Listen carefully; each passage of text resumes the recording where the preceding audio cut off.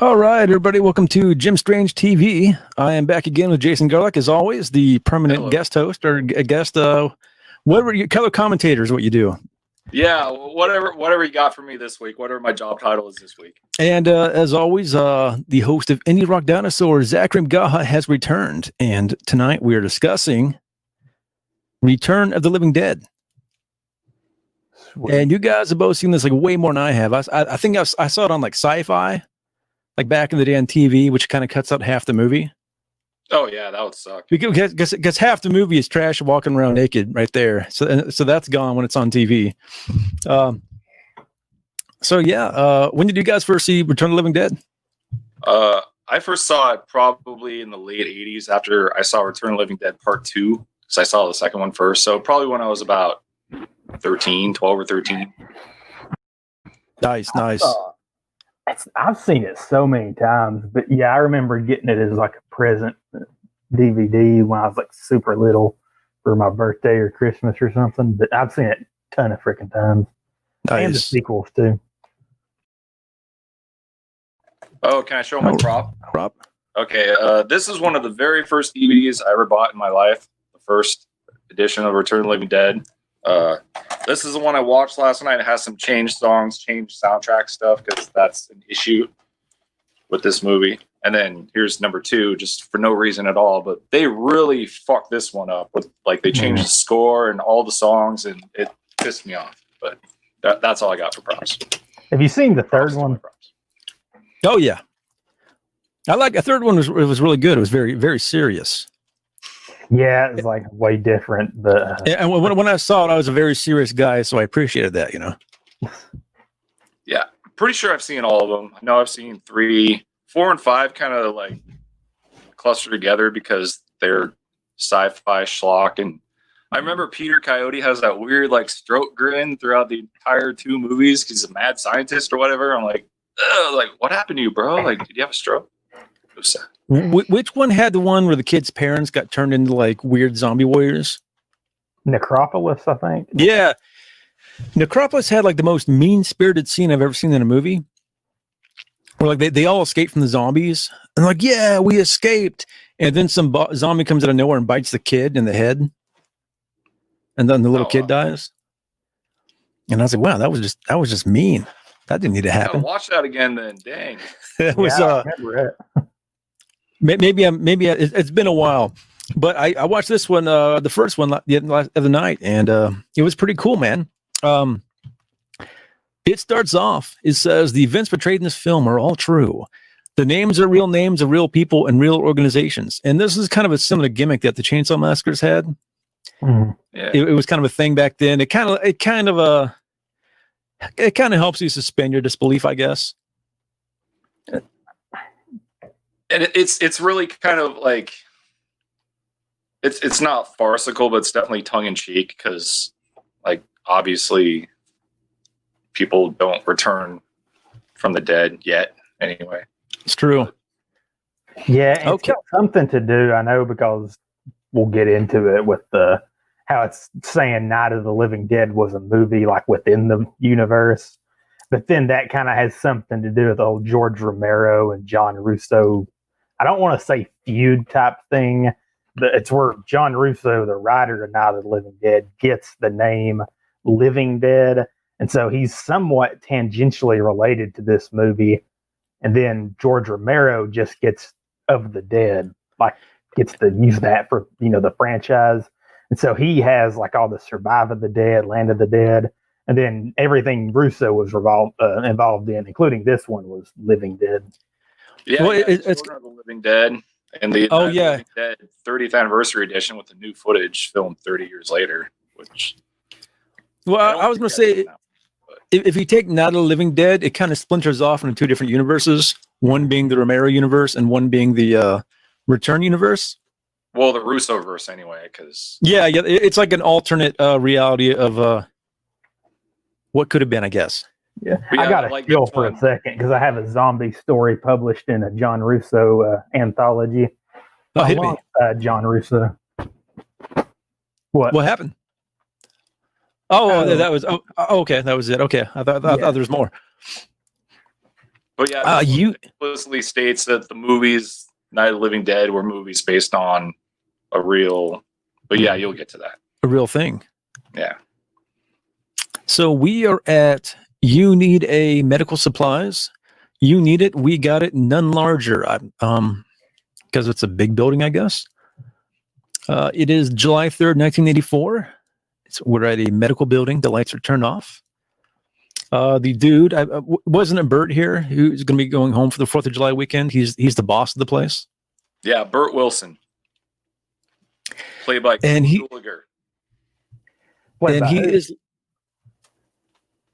Who? Oh, what's it, Jason? I'm sorry. Oh, Bert Wilson, played by Clu Gallagher. I think that's how you say his name, but he was in a bunch of cool movies. And he is leaving for the night, and he leaves an old guy. The old guy being Frank, right? Yeah. With this young dude, Freddie. And Freddie, he looks kind of counterculture-ish. He's got this suspenders on. He's got it looks like almost like a Civil War cap, but not really. It's a very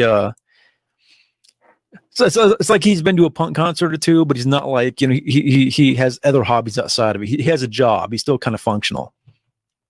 Yeah, his wardrobe's kind of goofy, I thought. Like, it's sort of like if Dennis the Menace grew up and like hung out with a bunch of punk rockers.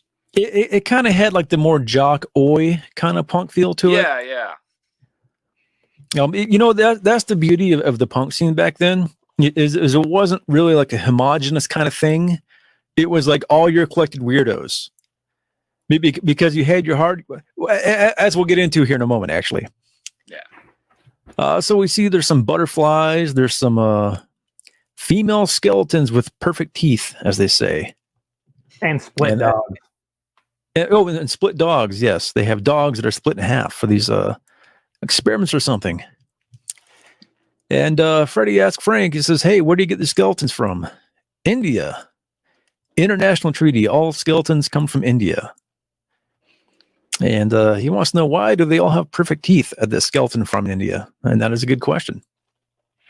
They don't really go back into it at any other point. On the DVD commentary, if I recall, I didn't watch it again last night, but I listened to the commentary like several years ago.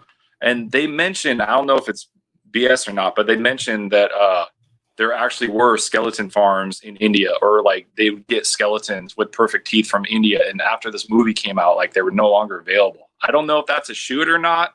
I think it's kind of cool. It's kind of weird. So they broke kayfabe and kind of ruined the racket for everybody. Yeah, it could be. And I wonder if the real skeletons in Texas Chainsaw 2 were from the skeleton farms in India. I remember saying that when we watched or we did the Texas Chainsaw Massacre episode, and now I'm wondering if I got the two things freaking mixed up, because I know they said that the skeletons were real, but I may have got the freaking India thing from this movie and like completely mixed them up or something. Well, these two movies do have Texas Chainsaw 2 and this kind of have a weird synergy going, even going so far as the soundtrack. Where the Cramps are on both. I think Rocky Erickson is on both. Is TSOL on both, or am I extrapolating too much from that? I don't think TSOL is on Texas 2.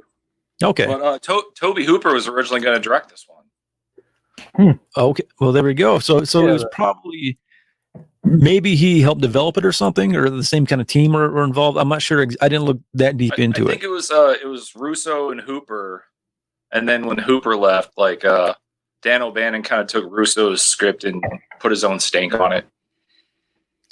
Well, there we go. Dan O'Bannon, I think because I've read John Russo's novel. It's complicated. He did one novel that was Return of the Living Dead, that was a sequel to Night of the Living Dead. And then there was this one. So it's two things called Return of the Living Dead. And I don't know. I'm kind of glad for Dan O'Bannon. I think he went in a cool direction, because the original Return of the Living Dead was going to be kind of dry and really morbid and not fun, like an actual sequel to Night of the Living Dead, whereas this is kind of like a spoof type thing. Well, was this the first kind of spoof kind of following the Night of the Living Dead movies? Were there any other kind of spoof zombie movies before this? I don't know, but I mean, I'm pretty sure like the Fulci movies came before that, which they're not spoofs, but they're they're just crazy ripoffs. You know. Yeah.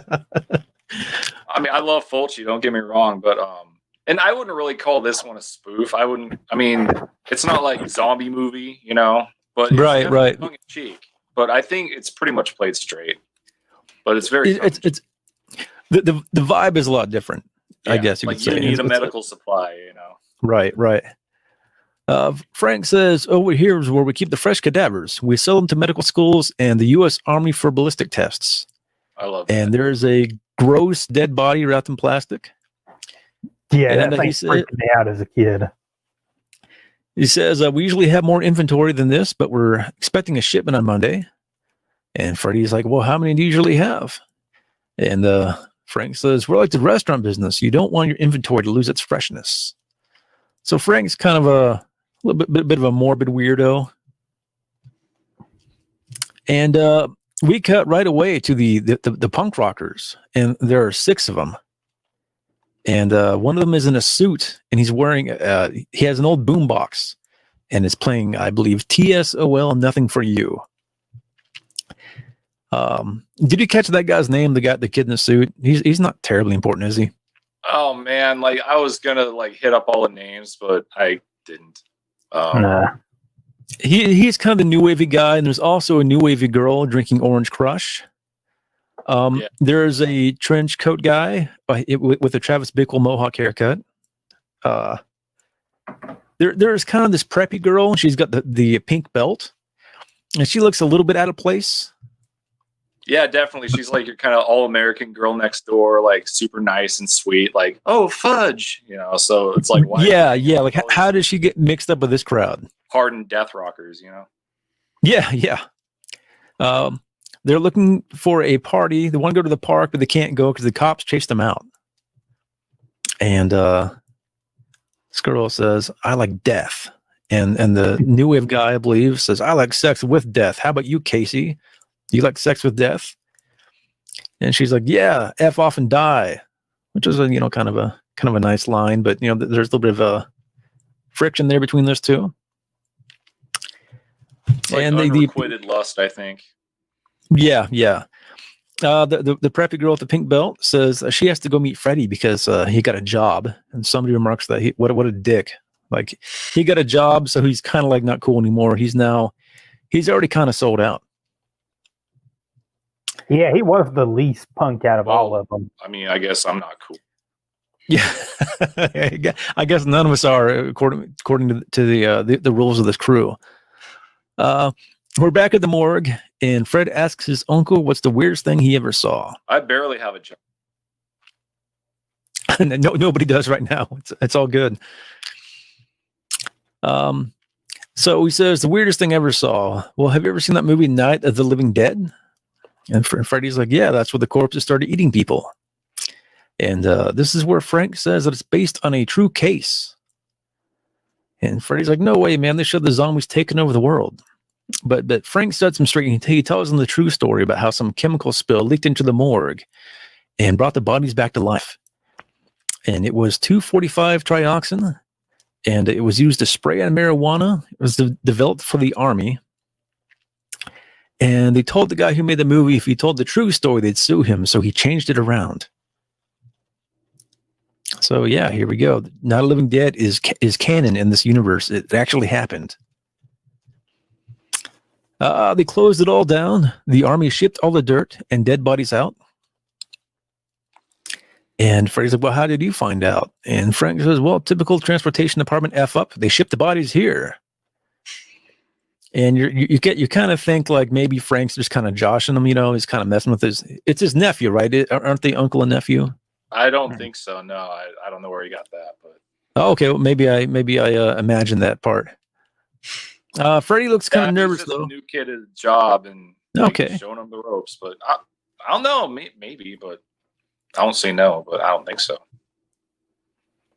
Trembling Colors is in the chat. And he says there were real skeletons and poltergeists that came from India. So O'Bannon probably heard about them from Hooper. That's interesting. Yeah. I don't know. Cool. Thank you, Mr. Hey, Trembling Colors, do you know if were Frank and Freddie related? chime back in if you get a chance. But all right. Uncle asks, hey, you want to see him? The corpses? He says, yeah, they're down in the basement. So it's kind of weird that this kid, it's like his first day here, and they're already going to show him the super top secret army thing. But this guy, he's Frank's kind of a goofy guy. And they're going down the basement. He says, mind the third step. It's a bitch. Which yep, no doubt. And these corpses have been here for 14 years. And he points towards the barrels. And they say property department of the army. And it's like, why the hell did they keep these down here? It's very like what do they have to gain by keeping them there? Like, why would you not just tell the army to come get your dead bodies? It's very it's kind of weird and ambiguous. Bert says something later about like he's worried about his business, so he doesn't call them, or I don't know. Yeah. No hey, idea. Dragon Fear is here. Hello, Dragon Fear. Okay. According to Trembling Colors, they weren't related here, but the same two actors are in the second movie as grave robbers, and he thinks that they're uncle and nephew there. That is weird, because that is maybe they just have the kind of chemistry going or something. I need to rewatch the second one. It's been so long. No doubt, man. So he opens up one of the barrels, and there's like a little glass thing, kind of like an aquarium, and there's like a pickled dead dude in there. And the guy's like, hey, so that thing was alive? And he says, so they say. And then Frankie has like some Windex and sprays it. And then like he grabs a thing of paper towels, and instead of tearing one off, he just like rubs the entire. It was very unusual. And I was like, who knows about the supply budget? Yeah. He's kind of a careless guy. He's kind of a. He does what he wants. Yeah. There we go. It kind of goes with showing the new guy the top secret corpses. Freddy's like, hey, do these things leak? Leak? Hell no. These things are made by the U.S. Army Corps of Engineers. And he hits a barrel, and it just explodes in their face with all this gas. It's kind of funny. He does like the used car salesman meme. It's like, nope, this baby can't leak, and he like smacks it. U.S. Army Corps Engineers. That's true. And then we get the credits on the Trioxin theme, which is amazing. Yes, it is a great theme. It was by Francis Haynes, and he is I guess just a film composer. He did a few other movies, but nothing really of note, which I thought was kind of unfortunate. Trembling Colors says, I never understood why Bert didn't call the number on the barrels when they got there. What would it hurt? Well, maybe because he'd been storing them there illegally for 14 years. He thought maybe the army would like throw him in the brig or something. Yeah, he was worried about losing his job or losing his business or going to jail. So maybe the entire premise though is money out of it. The entire premise is kind of, it doesn't really add up. It's a little goofy. It's a little, who knows? But these guys pass out, and we get the title screen. And we also see the gas hits the corpse in the meat locker, and it starts to come to life. All right, this movie is directed by Dan O'Bannon. He has one other feature film that I could find, The Resurrected from 1991, based on an H.P. Lovecraft story. Have either of you guys seen The Resurrected? I have not. Me either, man. That's most of his stuff is screenwriting. Wasn't this movie a success though? I mean, they made like what, 4 or 5 more or something. So you'd think that he would get some of the chances, but I guess not. I'm not sure if he was comfortable really being a director, like, because I know he stepped in kind of at the last minute to direct it when Tobe Hooper bowed out. So maybe he did a lot of screenwriting, and I'm pretty sure he worked on Alien and maybe like Dark Star. He worked on Heavy Metal. He did a ton of shit, but yeah, he only directed 2 movies. And my question would be why Tobe Hooper stepped out. To do Life. Well, that is a good question. Oh, to do Life Force? Yeah, he was. I guess he signed his contract with Canon for his 3-movie deal, like Texas 2, Life Force, and Invaders from Mars. Which Invaders from Mars has James Cameron in it, who plays Frank, like the Oh, okay. And and Freddy should be noted is played by Tom Matthews, who is also in Return of the Living Dead Part 2, and he plays Tommy Jarvis in Friday the 13th Part 6. Happy Friday the 13th, everybody. Dude. Oh, thank you. Now that I'm thinking about that, they look exactly the same, and that's why. So the next scene, we have an American flag on top of a mansion, and the mansion is guarded by military police. Obviously a very important place. A military guy with a briefcase gets out, and his wife, I assume, is there, and she says, "Hello, dear, how was your day?" And he's like, "The usual crap," because he is a major sourpuss. And I can always relate to that guy. He says, "What's for dinner?" And she says, "Your favorite lamb chops." And he says, "I had them for lunch." This guy's a dick. He's just a miserable human being. Like, yeah, why? He's in charge of like finding this crap for the last 14 years, and he's just hit dead ends. And so he's just miserable. This guy, he comes back later in the movie for a very pivotal part. So I guess this was an attempt to give him a little bit of characterization, I guess. He goes to his room, and he's got the secret computer phone thing on the wall. It kind of looks like a Fallout 3 terminal. And he comes with like War Games or something. Yeah, very, very like 1980s high-tech computer stuff. His wife is lighting him some candles and says that it's nerve-wracking being around that equipment all the time.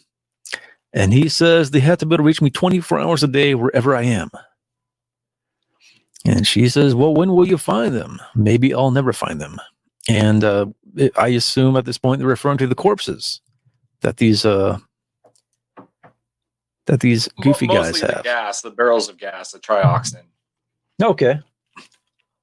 I don't think they care really about the corpses, but they just want the gas because they want to spray it on more marijuana plants or whatever. Right. It's important stuff.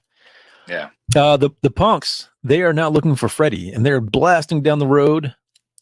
There is 3 of the punks in the front, 4 in the back. And the army guy with the curly hair is drinking from a bottle that I assume is wine. Travis Bickle guy is reading from a comic book called Weird Trips because they are about to go on a weird trip. There is a new guy driving we haven't seen before, and he's basically super punk. He's the most punk guy in the movie. And they're going to go pick up a guy with a job, and super punk guy says the guy sounds lame. And Chick's like, "Well, yeah, at least he has money to buy stuff." And he's like, "Yeah, well, maybe you can buy something from me." Is this guy a drug dealer? That was my takeaway from it. I'm sure they didn't mention this sort of criminal enterprise. Well, they didn't mention that his name is Suicide, which is a pretty punk name if you think about it. He's got some chains going on. He's got the crazy punk hairdo.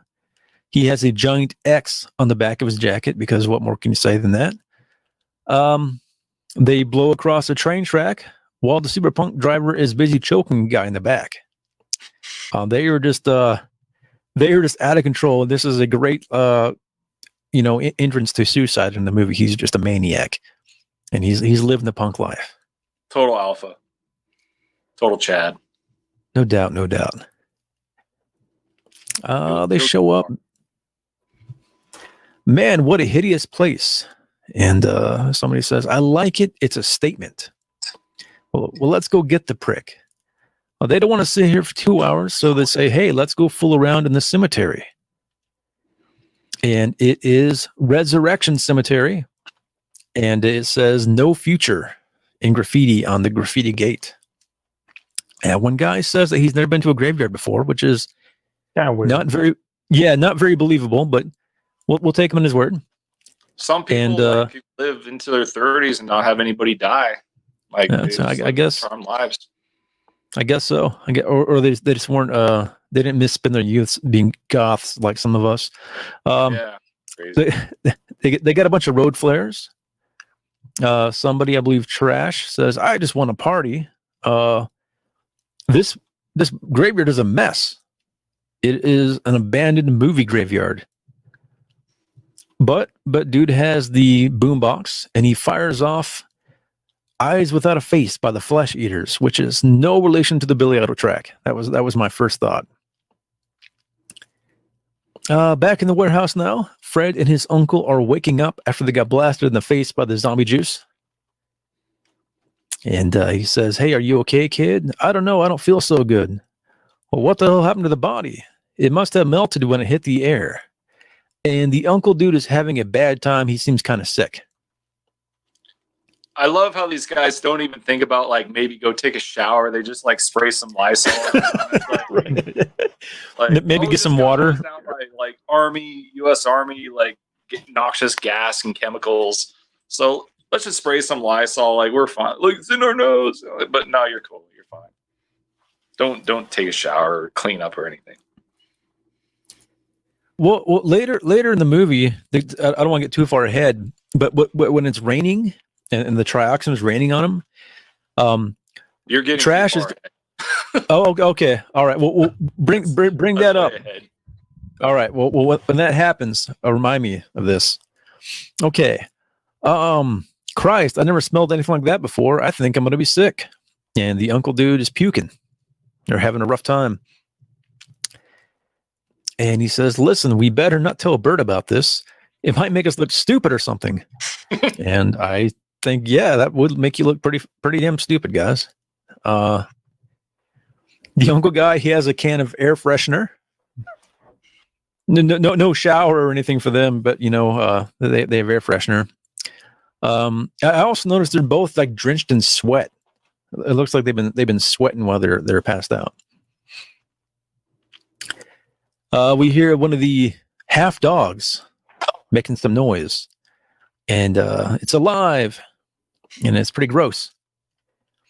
And Freddy's like, "What are we gonna do?" And Frank says, "We gotta kill it," and he starts beating it with a crutch.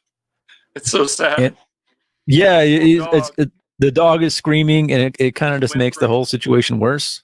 Yeah, it's just poor doggy. Oh, and the butterflies in the wall are moving too. That was a nice touch. And it even brought the dead butterflies back. The scary thing to think about is what it brings dead germs back. So there's like freaking all kinds of zombie microbes going around the air. Yeah, I wonder. I didn't even think about that.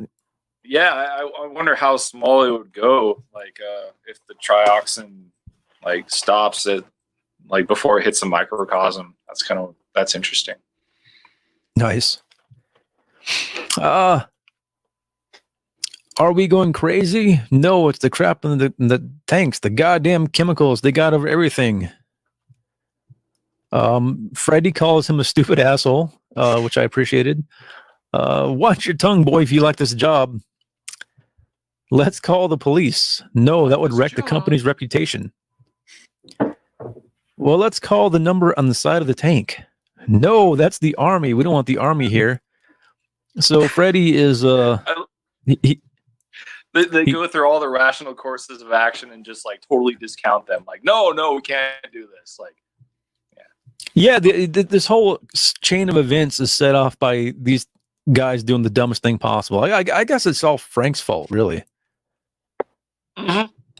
Oh yeah, absolutely. I mean, Freddy didn't know about the corpses of the containers, and Frank just wanted to show off in front of the new kid, make a buddy, and with catastrophic consequences. Exactly. We are back at the graveyard now, and the super punk chick Trash, she is with Spider, the guy in the army jacket. Now, is the guy the black dude? I can't remember his name. That was Spider, wasn't it? I think, was it Spider the black dude? I think so. Yeah, I think so. Anyway, isn't he the same black dude who's in Friday the 13th 5 and the Scooby-Doo first live action movie? I do not know. The latter, but I think he is in Friday the 13th Part 5. I think that is him, but I need to go do a check. Yeah, I can look at it right now. I watched Friday the 13th Part 5 about 1/10 as much as I watched Part 6. So. I've always liked Part 5. I bet Part 6 is superior. That is true. Part 6 is the best. So I mean, if Just it on a is, quick Friday the 13th tangent, I gotta say, Part 6.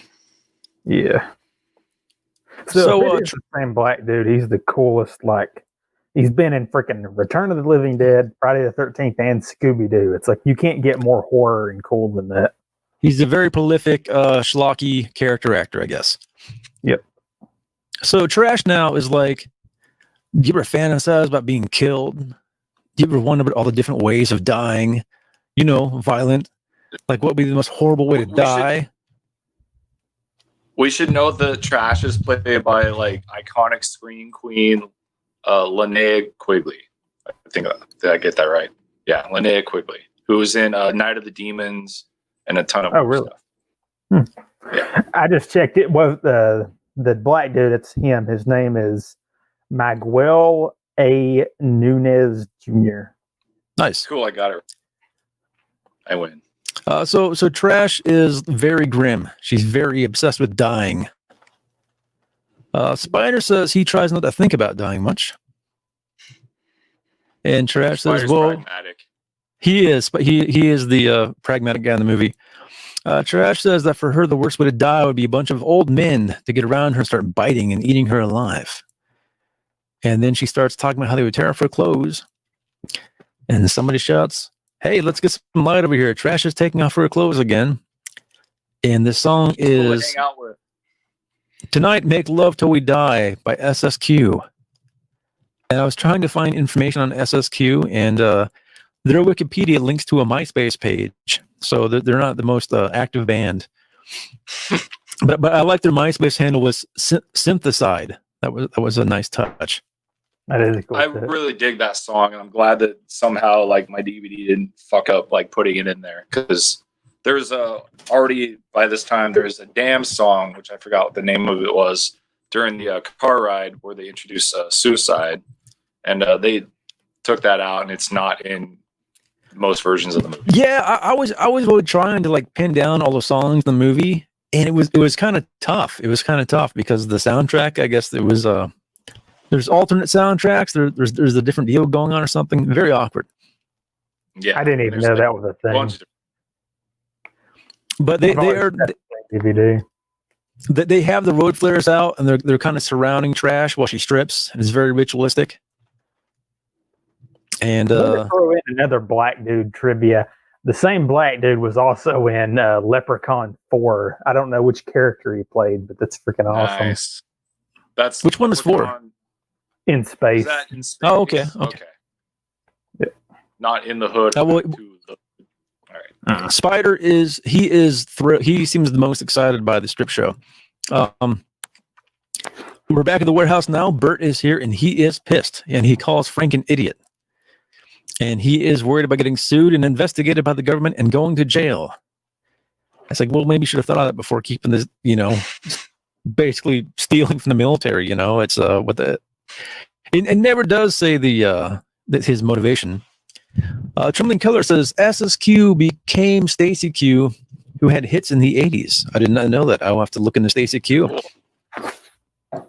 Yeah, that's a good info. Okay, if we destroy all this evidence around here and keep our mouth shut, that's it. And they asked Frank, "Are you sure that the cadaver is dead or whatever, or doing his thing in there?" And like, well, let's open the door and find out. I'll take your word on it. And Freddy says, "Hey, in that movie, they destroy the brain to kill them, right?" And Bert gives Freddy a pickaxe. And he's going to open the door, and Frank will kill it. Fred will stand by the door. And Frank is like, "I don't think I can do this, Bert." Bert says, comes in and takes charge. Like Bert's, he's the boss. They called him, and he's just like, "Oh, God damn it, Frank, you got us in this mess." And he's just like, "You go here, you do this." Like Bert's in charge. Bert's the man. He is the executive of the movie, Yes. the decision guy. Frank is he is scared and he is not having a good. He's kind of a nervous kind of guy. He has a bit of anxiety about this. I would too. That freaking bald zombie scary. That's true.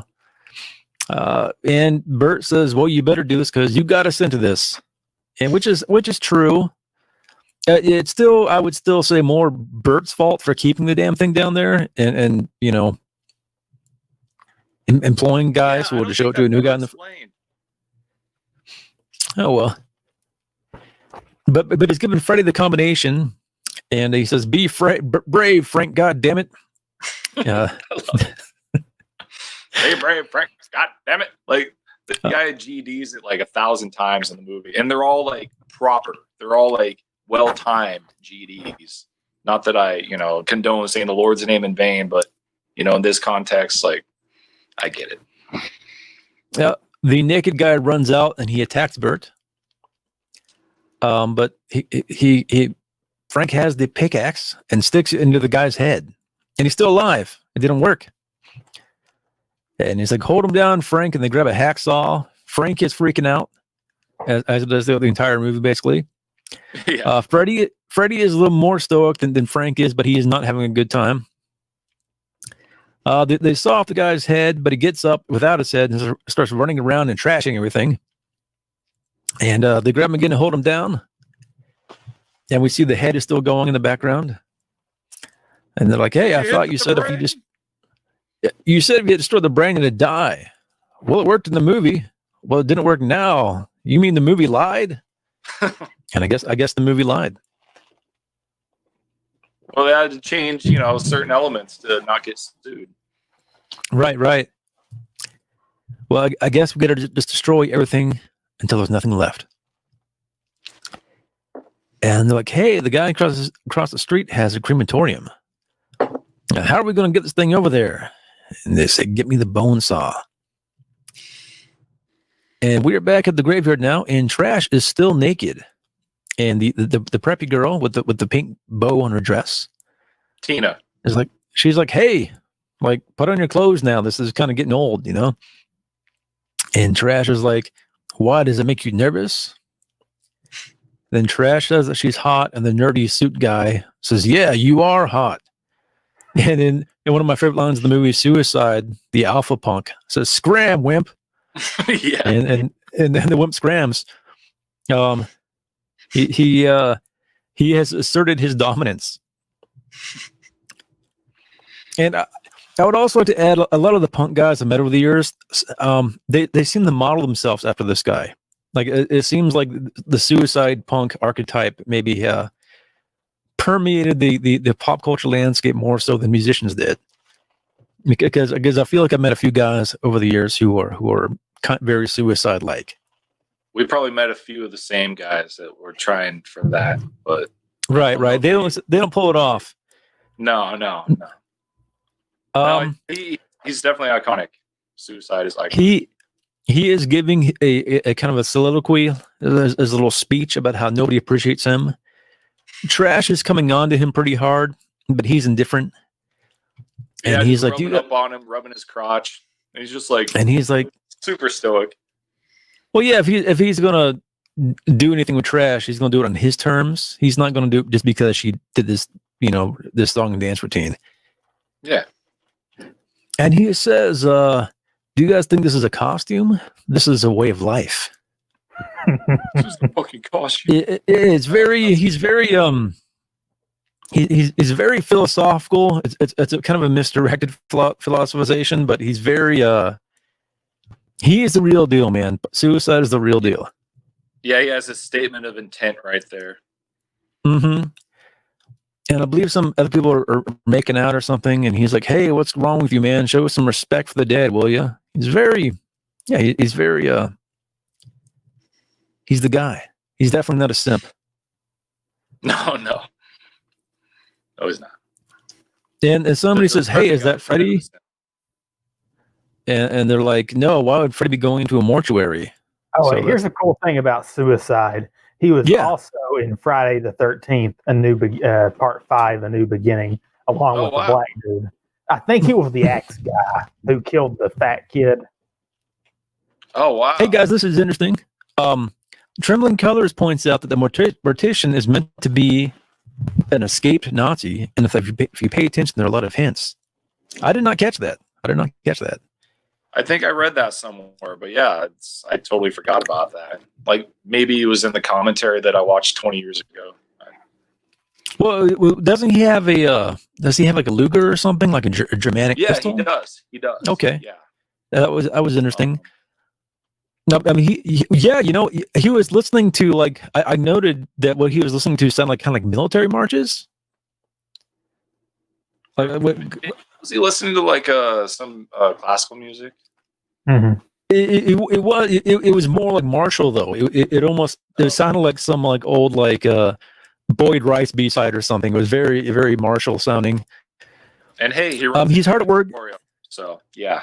He's embalming a dead guy, and he has his headphones on. He's listening to this, what we can now assume are some kind of fascist marches, and they surprise him. And Eddie's fast in the draw, man. He has his gun out, and like, whoa, hey! And Ernie offers Bert some coffee, and I would like to point out that they are Bert and Ernie. I think I heard that was completely accidental. Like they didn't like name them that as a the riff on Sesame Street. It just happened that way. Like well either way, it's amazing. Either way, I approve. He is fighting off rigor mortis in this corpse, and he explains how it starts in the brain, it spreads throughout the body, and works its way into the muscles. And you won't find that in a book. The embalming business is basically passed on by word of mouth. It's kind of like it's almost like a secret society he's part of. And he says, well, he's dead now, and I am bushed. Oh, what's going on here? Trembling Color says that later in the movie, he says something in German about the storm. And when he goes out to the ambulance, he puts on a long leather SS coat. Wow, my gosh. Okay. Okay. Here we go, I guess. I did not know. I guess I didn't catch any of this. No, I've seen it. I caught that he had the marches. That was the thing. And that he had a gun. I just thought he was a little kind of a quirky guy. So Bert now says, how long have we been friends now, Ernie? About 25 years? When did Sesame Street start? Was it 25 years before? Was it? Okay, so it's after, yeah. Okay. But anyway, they've been friends for 25 years, and he asked, "Hey, can I ask you a favor?" And he's like, "Hey, Bert, that's illegal." But they bring in the body, and Ernie says, "Hey, what the hell was in those bags? Rabid weasels.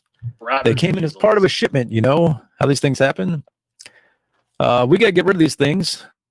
And Ernie's like, "Well, why don't you call an animal shelter? It might hurt my business. You have a crematorium, right?" And he's like, "That's cruel."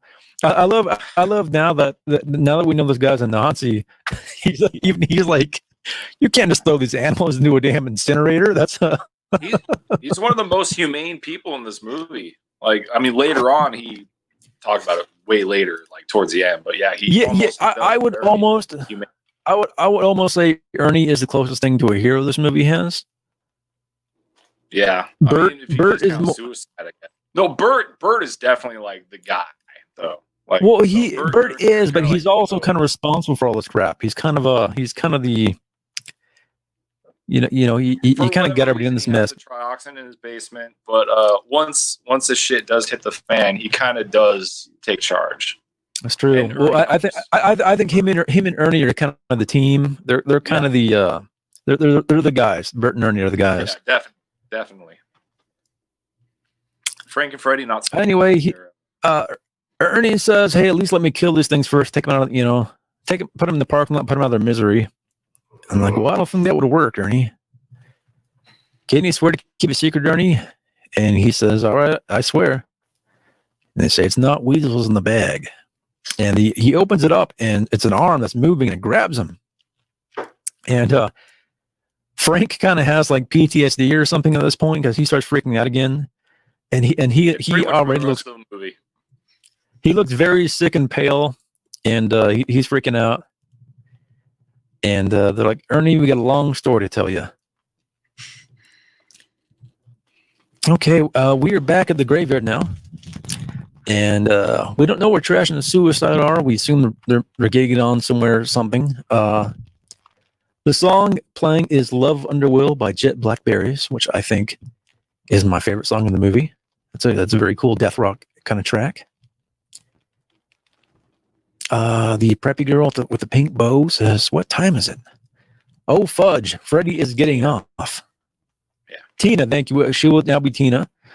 Tina says, oh, fudge, which I appreciate too, which again kind of points out, she won't even say the F-bomb. What is she doing with this group of riffraff? Yeah, Freddy's kind of like a tweener, sort of like. Yeah. I think if she weren't dating this Freddy guy, that she would not have anything to do with these crazy characters, and maybe. But they totally accept her as part of the group, and like, I mean, you don't see Suicide like talking smack to Tina or whatever. Like he's back in high school. I don't know how it was where you guys went, but if there's a group of punks back then, there was usually one or two normies in the group. It was usually there were some punks who didn't wear the uniform.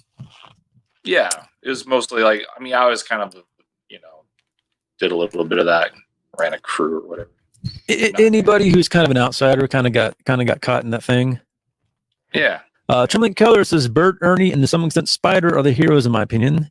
They're men trying to get what needs doing done. I agree with Spider. Spider is a good hero type. Dragon Fear says I need to adjust my latency a little bit because he's getting some crackling. Am I cracking, guys? Can you hear me? A little bit, yeah. Yeah, a little cracking. 1 second here, guys. Hopefully this doesn't mess everything up, but I'm going to do a quick adjustment.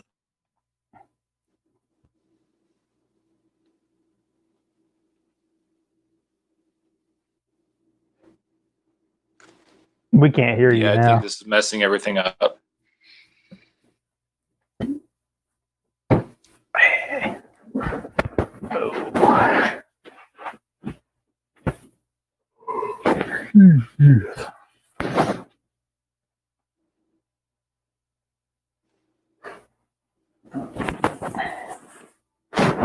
Bring back the crackling. He's gone now. Oh, dang. How you doing, Zach? I'm doing pretty good. Oh, shit.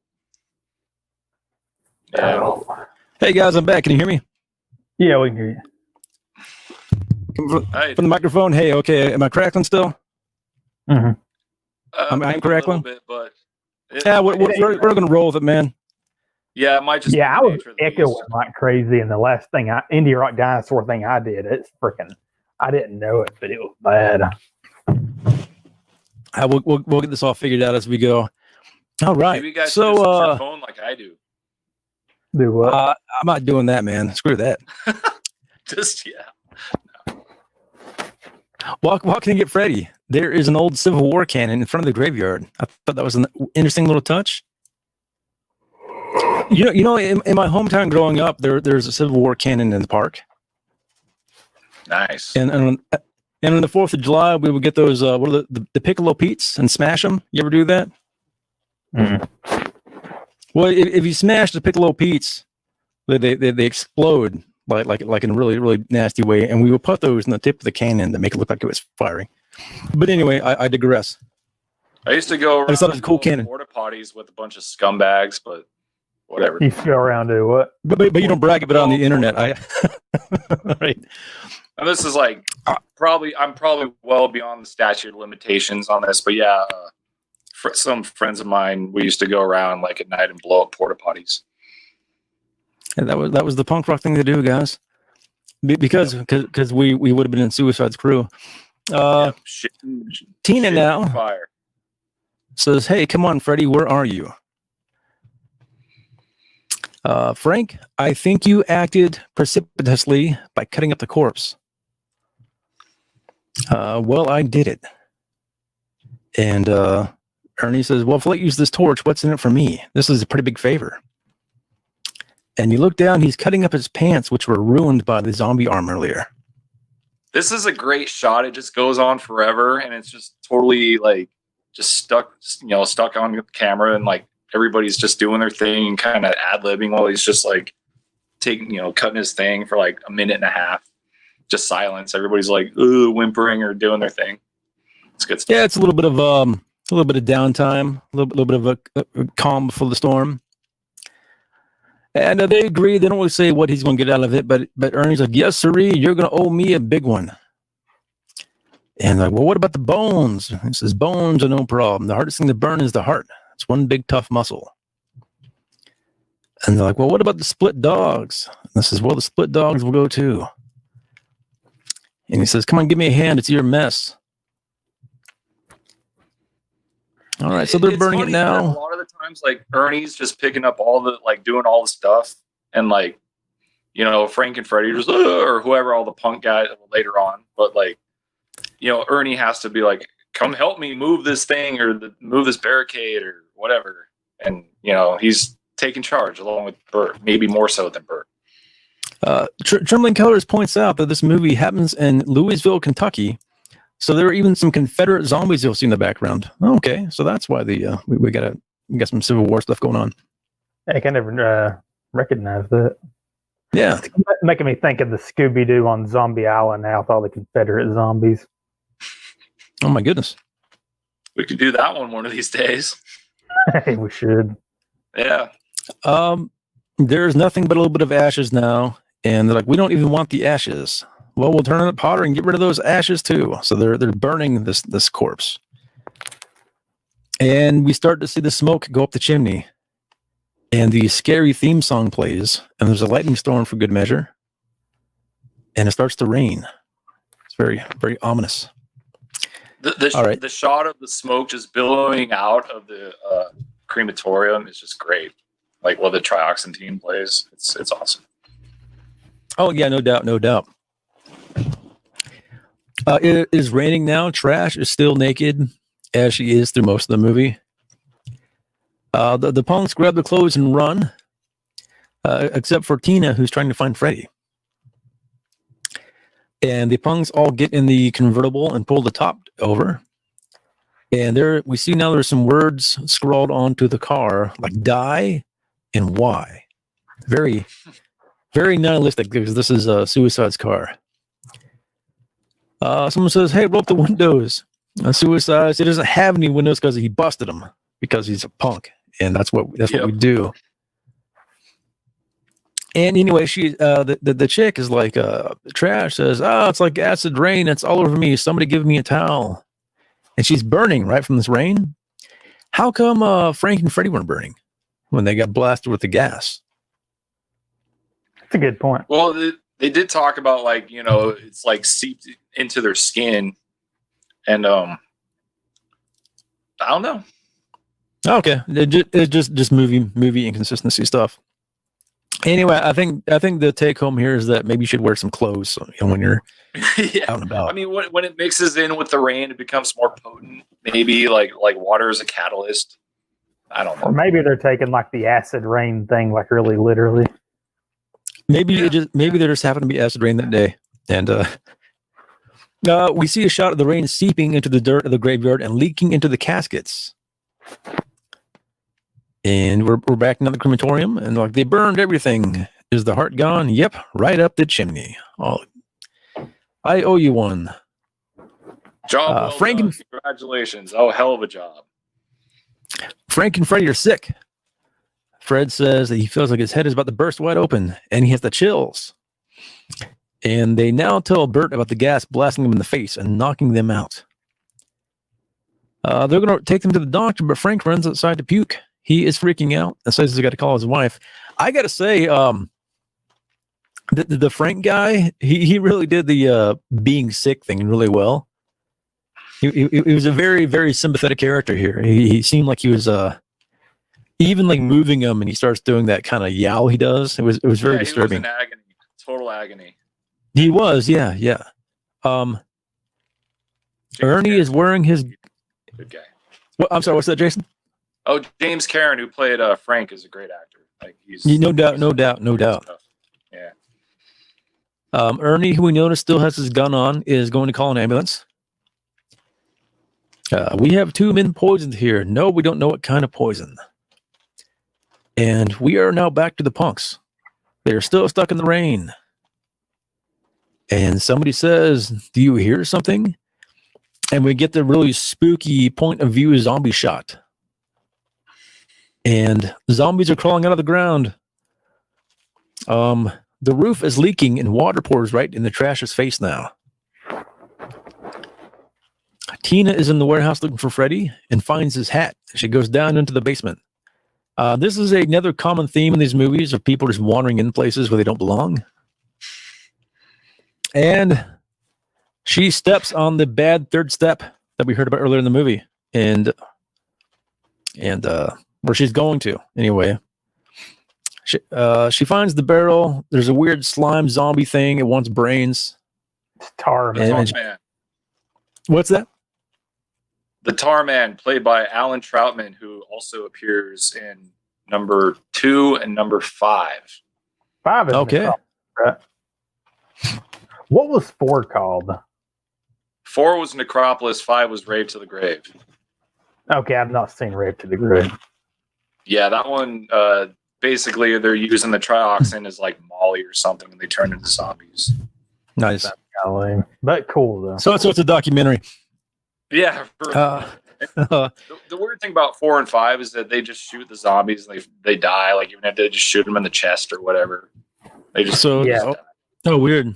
That's not cool. Yeah, it's a much less potent version of trioxin that appears. So she's running out and she biffs it in the third step and falls through. Tar Man is coming up behind her and he wants her brains. She locks herself into a closet and Tar Man's trying to get in and she finds like a pipe and she's like kind of like locking herself in with it. But the zombie guy Tar Man grabs a chain and he's trying to like using it as like a winch. Yeah. And, I thought that was interesting because he wasn't like, he obviously shows like intelligence and ingenuity and, he's doing whatever he can to get to his brains. And like the Tar Man, his intro was a really good jump shock. And they do this kind of cool reverse zoom thing with Tina where it's like she's in the foreground, the background kind of like goes back or something. It really reminded me of like Creep Show or like the old EC horror comics, like good Lord, choke, Yeah, it was a very, very iconic scene. Trimling Colors points out, asshole trenchcoat guy can't let trash wear his coat. That's a good point. Why didn't trenchcoat guy let her? Probably, I'm going to wager because he liked the idea that she was naked. Because he's, Trash was probably just Suicide's girl, and he wasn't sharing her, which I mean, I wouldn't. Yeah. The other riffraff liked seeing her naked, I guess. But yeah, I think you're right. The gentlemanly thing to do would be let her wear his coat. Well, trench coat guy in any kind of crew is usually kind of sketchy. Yeah, he's usually not the chivalrous type. Yeah, people who wear trench coats, it's an automatic red flag. I used to have a trench coat. I actually got beat up by the cops in a trench coat. Oh my goodness! Was it around 99? No, this is before all that. Like before. Okay. Or whatever. Before those dickheads made trench coats like really, really bad. It was already like pretty cringy when I had one, of course. But yeah, good times. Beat up by the cops in a trench coat. The weird thing about Trenchcoat Mafia was like there was one in every school. Like it seems like my school had their Trenchcoat Mafia. It was a very nationwide kind of thing. You're breaking up, Jim. We just wore flannels all the time. We called ourselves the Al Borland Fan Club. So shout out to the Al Borland Fan Club if anybody's ever going to watch any of these. Uh-oh. Hey, you guys still here? Yeah, we can hear you. The internet went away. How you doing? Yeah, welcome back. All right. Tina needs help because the zombie is using the thing like a winch. Suicide leads them in a charge. And he even says, watch the effing step, because he's the man and he knows these things because he's the guy they need. He's the hero they need. And you kind of get the feeling here that Suicide is going to be like, nope, you're still there, Garlock? Yeah. You got me? Okay, cool. Internet's being spotty tonight, everybody, but we will persevere. We'll make it. You kind of get the feeling Suicide's going to be doing some big things in this movie. And if you think that, you would be wrong because the zombie bites him in the head immediately. Yeah, I mean, he had a freaking, like, you know, Boba Fett type death scene where it's just kind of pathetic. Yeah, he majorly got cocked by the Tar Man. Like, the Tar Man was the true dug into his skull, just like. Yeah, so Suicide may have thought he was cool. The true king of the movie is Tar Man. Yeah. Well, he kind of went against the yeah. How do you prepare for that though? He didn't know there was going to be a zombie down there. He just thought it was probably going to be some riffraff. He should have known. What's kind of interesting about the zombies is that they say that they're no stronger than a human, but I'd have a hell of a time like biting through somebody's skull, you know. So maybe it's like Tar Man kind of has like it's got the Jason strength going on with him. Yeah, I don't know. It's weird. It's inconsistent. Maybe it's, you know, the need is so great that like it gets whatever is left of the adrenaline or whatever pumping, and they're just, you know, they're hard charging. There's another alternative. Maybe when he was alive, he was retarded. Oh my goodness. So the strength of that kind of like carried over into the zombie state. Impaired strength. Yeah. Well, I mean, he spoke pretty well. Like brains, more brains, fresh brains. Yeah, maybe he had impaired strength. Yeah, good call, Zach. Yeah, I mean being able to talk like it's that hardcore dedication or like zoning in on like one thing. Yeah, I think he. Truman Kellers makes. Oh, sorry. He was just. Truman Kellers makes the point that they had to take Suicide out first to show the stakes. Yeah. That makes sense. It's kind of like he's kind of like Worf in Star Trek. Worf is supposed to be the man, but like the bad guy shows up every episode and throws him through a wall just to show that. So that makes sense. Well, in Texas Chainsaw, the Chad, the main Chad Alpha guy, like got like first. So that's true. Yeah, horror motif. You know, keep it, and that's why it's the final girl. It's always the final girl. It's not like the final Chad. Right.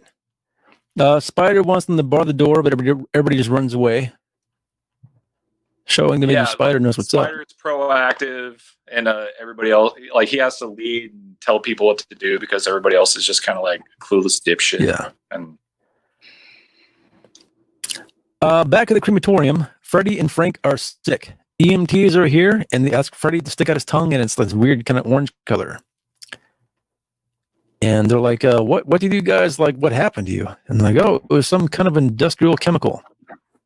Well, we're not sure what kind. And like, can you find out? Your friends might live if you know what it is. And like, nope, we have no idea what it is.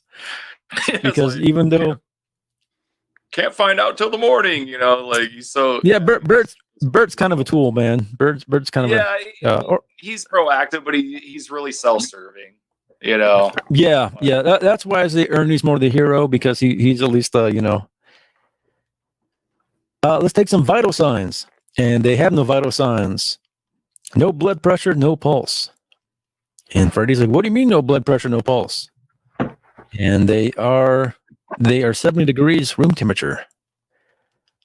And the MTs are whispering something to Bert, and Freddy's like, "Hey, what are they saying?" And we are back to the punks now, and the punks are freaking out, and they are running back to the graveyard. Yeah, and they kind of hide. Been killed.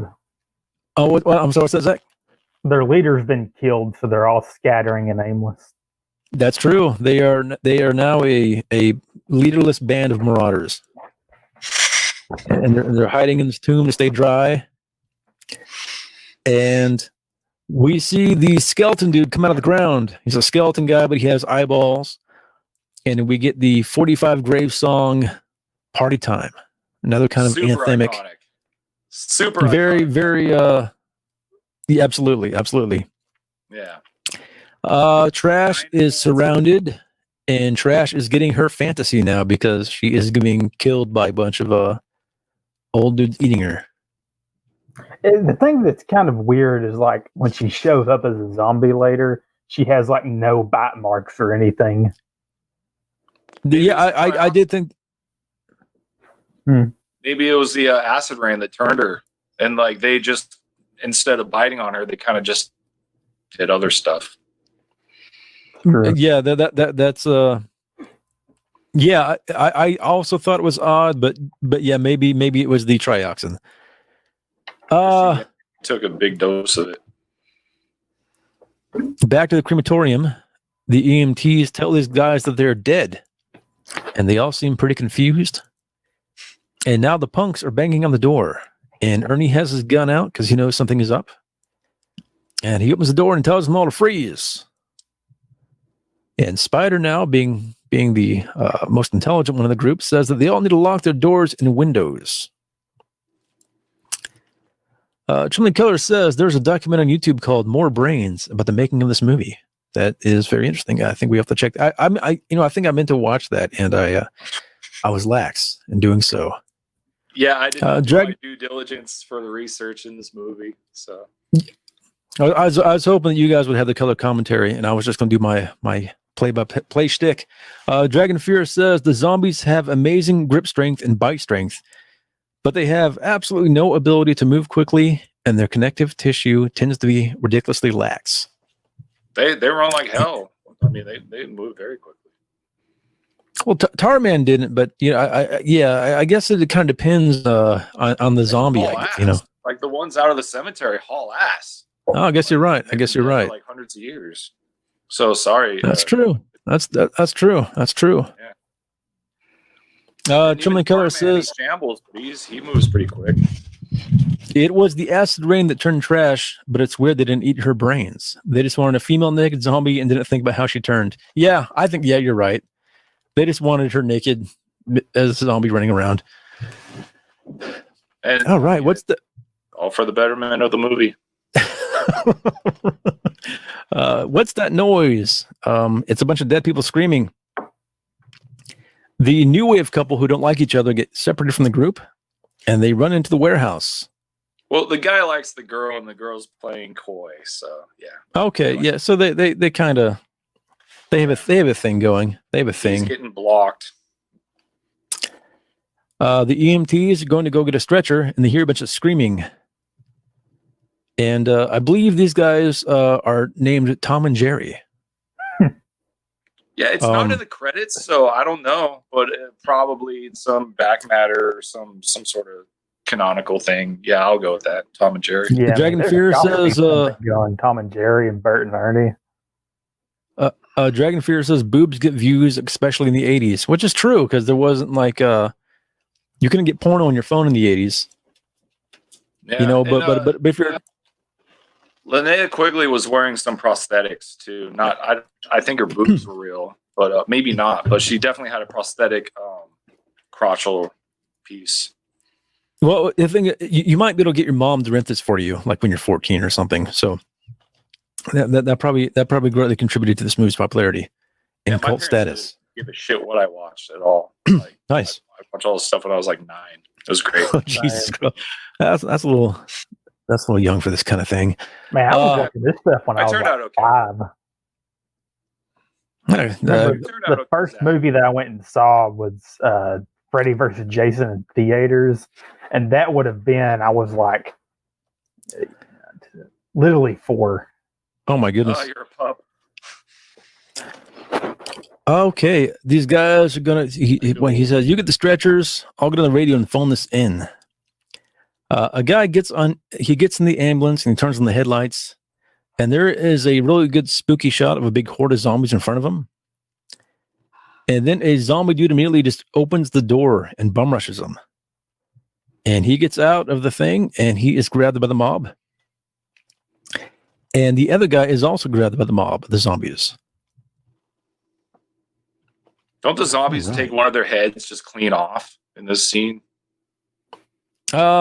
I didn't take note, but I mean, I would not be shocked. Somebody says to Bert, excuse me, Mister, that graveyard over there is full of people coming out of the ground. And,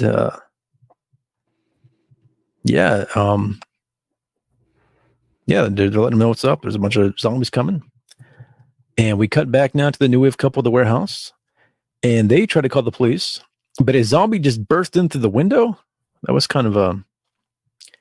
I don't know how the zombie would have known to do that, but it does it. I can smell brains, I'm sure. Yeah, there we go. The zombies are not to be messed around with. They are seriously dangerous zombies. The Tina finds Freddy, and she says, "Oh my God, Freddy, what did they do to you?" Ernie goes outside with his gun because he's a hero type, and he sees a zombie eating one of the paramedics and shoots it. And was it a little person zombie that was eating it? Yeah, it was a little person. So he ran back into the crematorium, and the little person kind of waddled after him. But okay. Ernie was thankfully able to escape. So as the paramedics are dead, we can't take the car. We've got to call the police.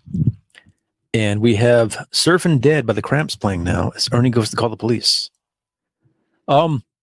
Ernie has a skull on his desk.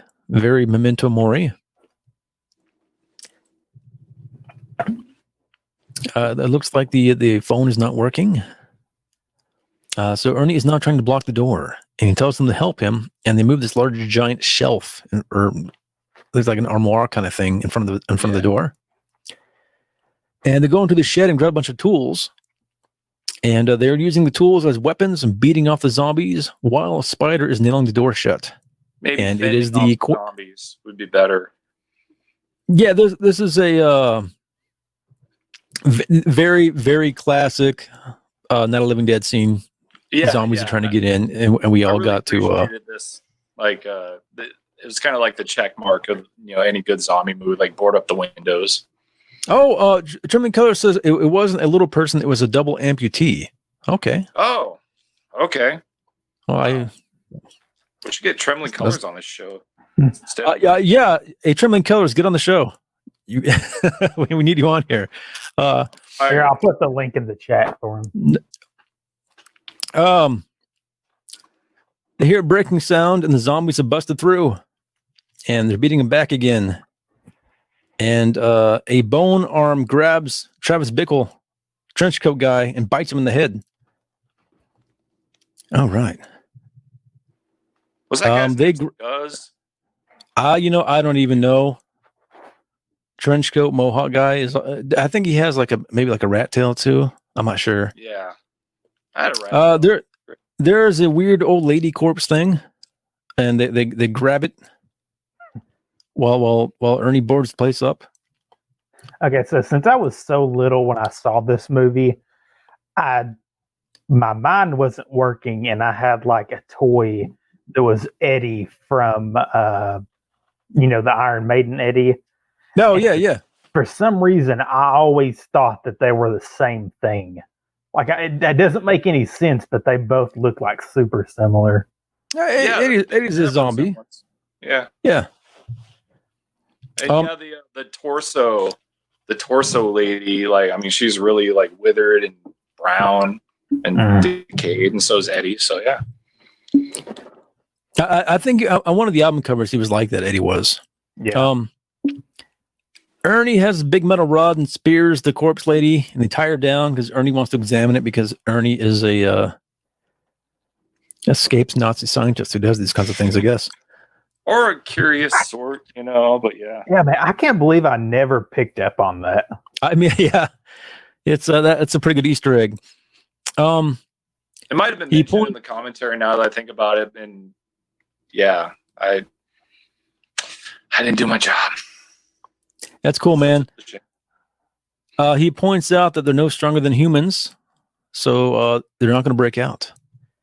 And he interrogates the torso lady, and he says, "Why do you eat people?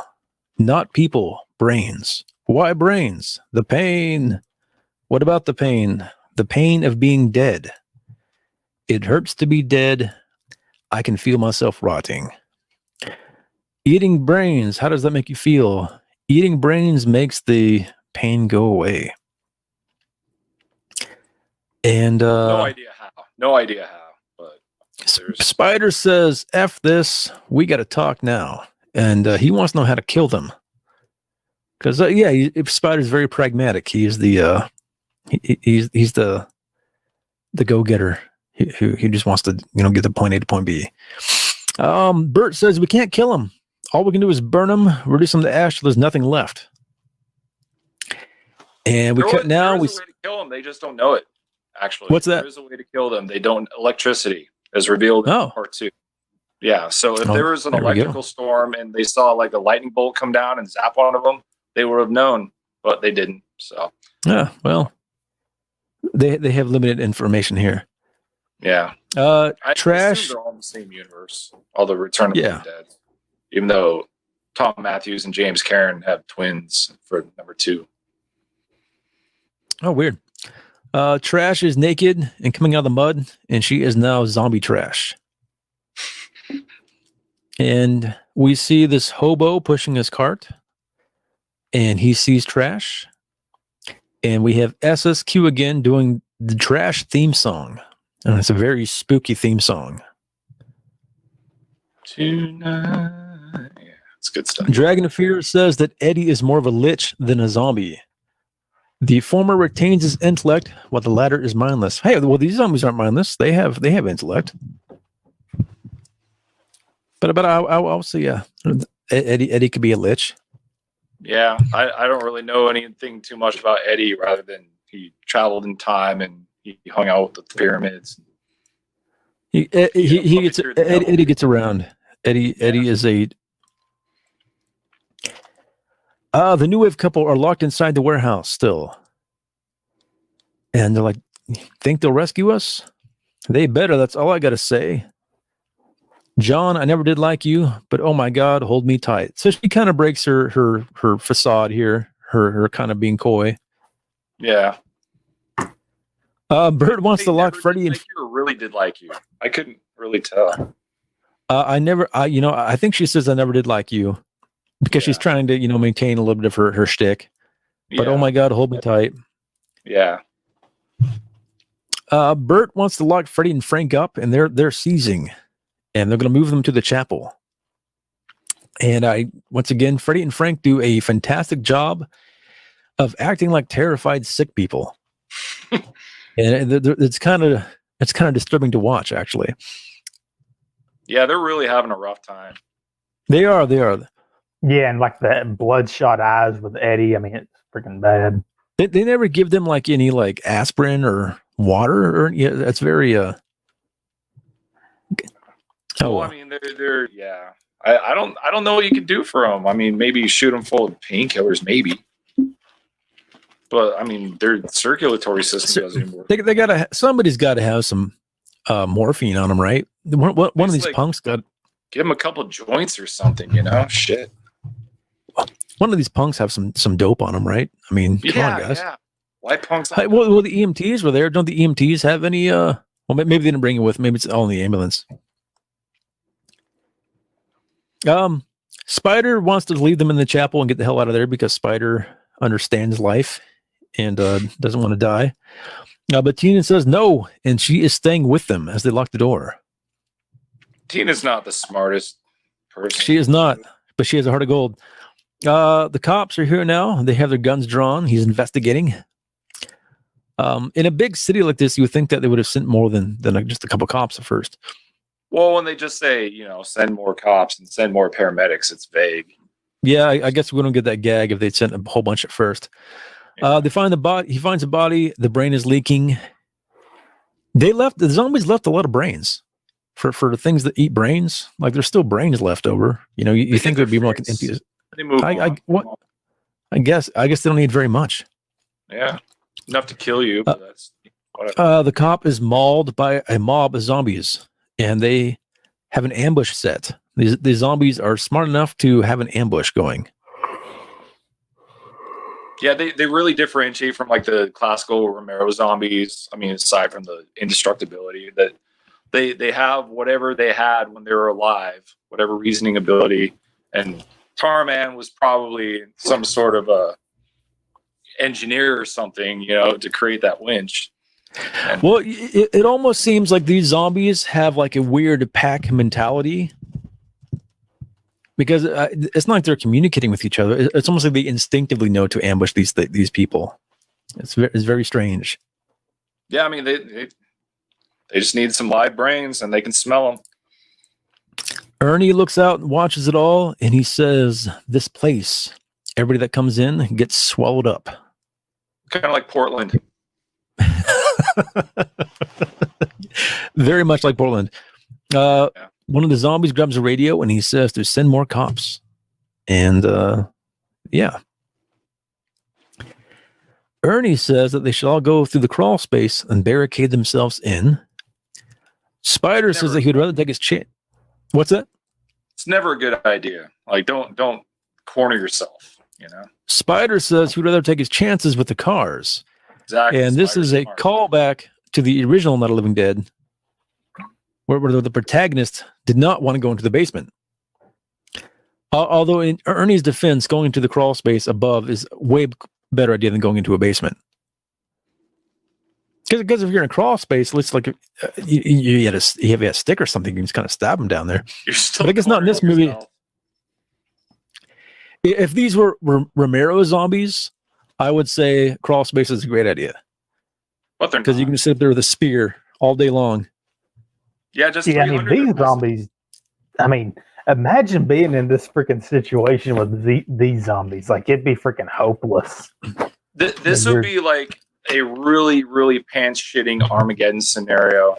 Like, if Romero zombies would be like, "Oh my god, this sucks." Like, this would be like just like there's no hope. Just yeah. It is a much different level of despair going on here than in a Romero movie.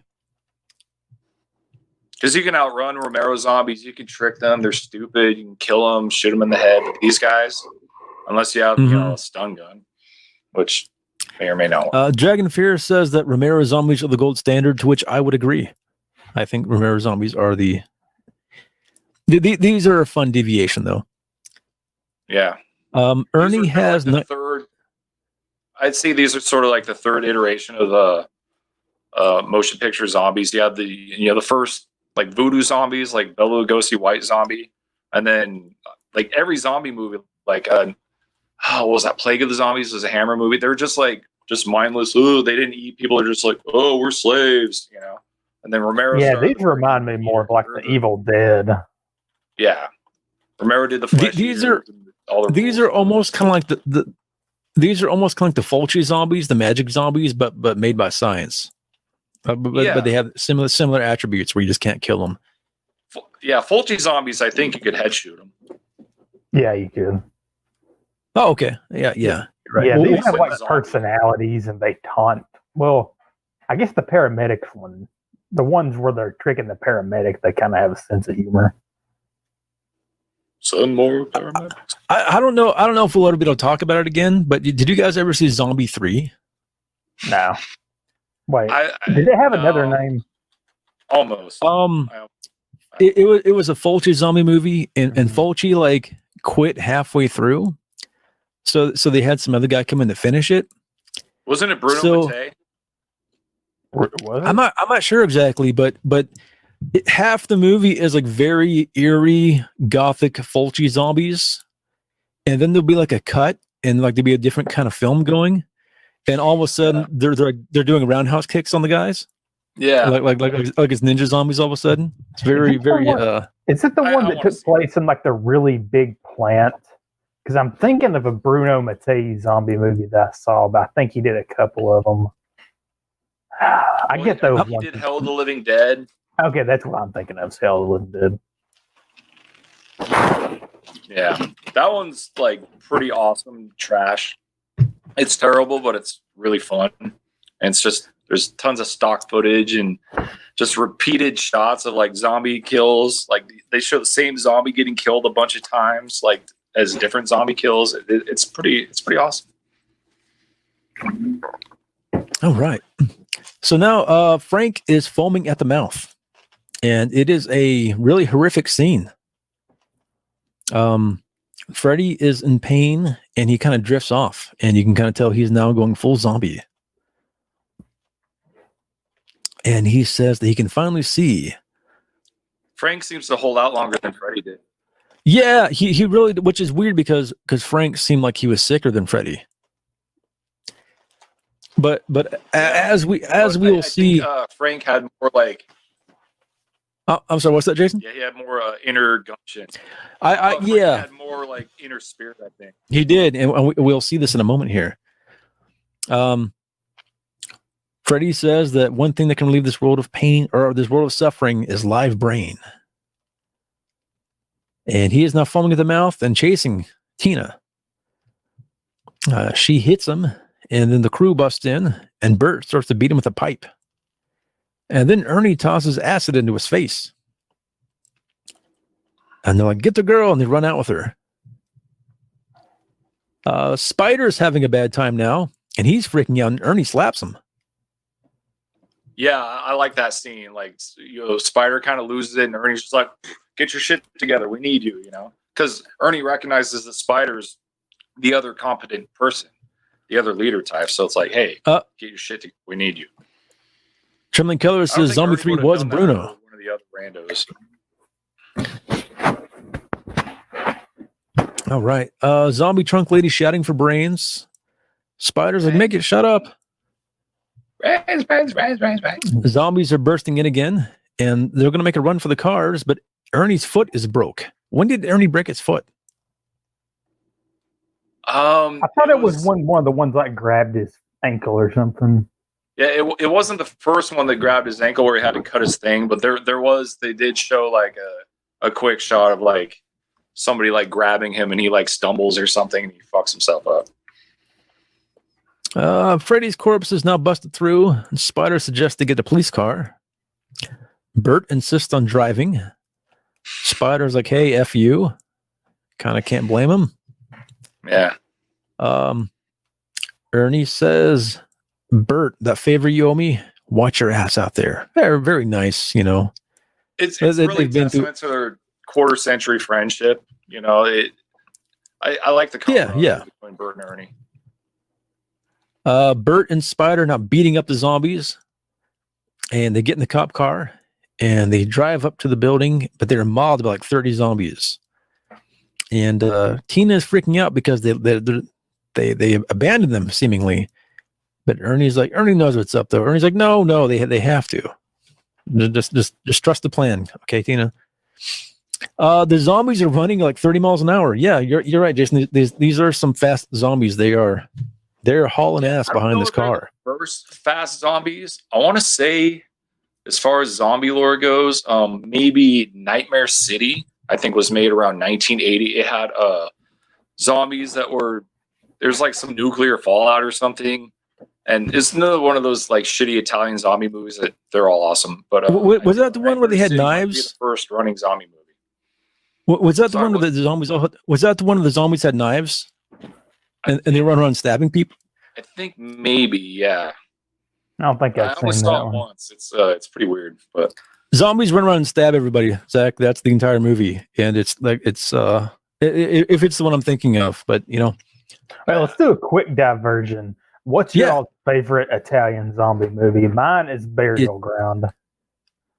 Oh, geez. That's the one where the little creepy kid bites the woman's boob, right? Yeah. I don't think I'd call. I think that was definitely memorable. I don't think I'd call it a favorite. That was well, Cemetery Man maybe, but I don't even consider it. I mean, it's a zombie movie, but I would say probably Cemetery Man. Cemetery Man's my favorite. Italian, probably Cemetery Man. I would go with the Beyond. Fulci's The Beyond. Yeah, I definitely go with the Beyond. That's like the one with the mansion and the thing in the basement, right? No, that's House by Cemetery. The Beyond is the one where they open up. Okay, the Fulci zombie movies, like, they're all different. They all have different rules. So the Beyond is the one where there's like a house, the portal to hell, and like that one. Yeah. The girl, some dude gets like acid splashed on us. There's all these like super gory set pieces, and at the end of the movie, they walk through the gates of hell, and then they look back and the gate's gone, and it's like, oh well, shit. Like, duh, of course, it's hell. I guess we're in hell now. Why do we do that? And hey, what was the one? See what's up. What was that Fulci one where the zombie, where the priest hangs himself? That was City of the Living Dead. No, that one was City of the Living Dead. Yeah, that was gnarly because the zombies would teleport. Yeah, and they were like kind of like spectral. Yeah, and they would just pop up behind you and like grab the back of your head and pull your brains out. Yeah, and I think those guys you could just shoot like anywhere, or maybe the Beyond zombies you could shoot anywhere. I don't know. Yeah, the weird thing with Fulci, the Fulci movies aren't really very consistent with how you kill them, and I think that was all mixed up because I've seen them all, but it's like now I'm thinking that part was like from the Beyond, and then it's like they run together.